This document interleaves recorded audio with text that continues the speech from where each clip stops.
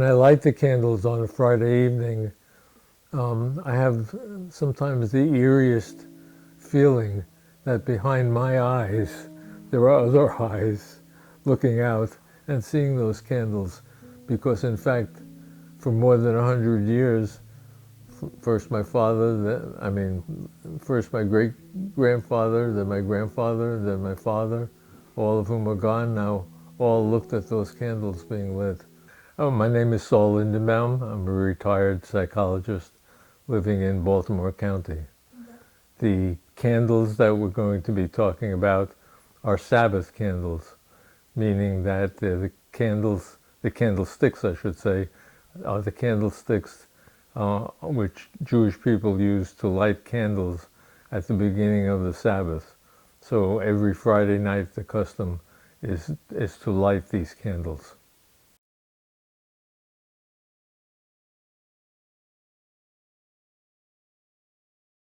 Well, they were given to me by my father, and they were given to him by his father, Zelig, and they were given to Zelig by his father, whose name was Shia Hirsch. And Shia Hirsch was the one who brought the candlesticks into the family. Shia Hirsch lived from about 1848 until 1905, and he lived in a very small farming village in what was then southeastern Poland, what is now actually in Ukraine. Village didn't move, just the boundaries changed. Shia Hirsch was well educated in Judaism, and he was scholarly, but he had no actual skills for making a living. As a result, like many Orthodox and observant Jews at that time who lived in these little villages in Poland, he had to figure out a way to make a living.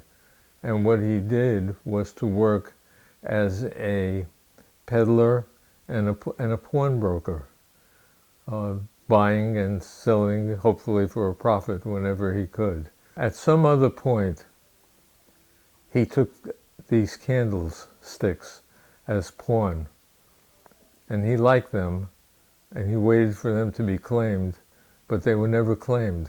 So rather than continuing to try to sell them, he decided to keep them to himself. He passed away in 1905, and the candlesticks, I suppose, actually went to his daughter-in-law, because Zelig was in America. But when he got back in 1906, the candlesticks became his.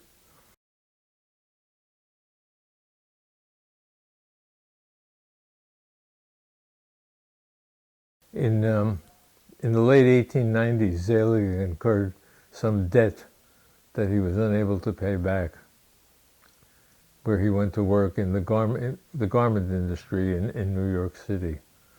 He stayed in America until 1906. I believe it was because by then he had paid off the debt. He then went back to Uсть-Biskupia, but he only stayed in Uсть-Biskupia for 3 years. He wanted the rest of the family to come back to America with him, because there was no opportunity to earn money or to make a living in that little village. But his wife, who owned an inn and a tavern and was able to have an income independent of her husband, did not want to come to America. So she stayed behind with my father and my father's sister, and Zelig came back to New York City in 1909 and remained there for the rest of his life. After that, they stayed with him until probably, I think, until my father got married in 1937, when he gave them to my father. So then they were my father's, and sometime after I got married, probably in the 1960s, my father gave the candlesticks to me.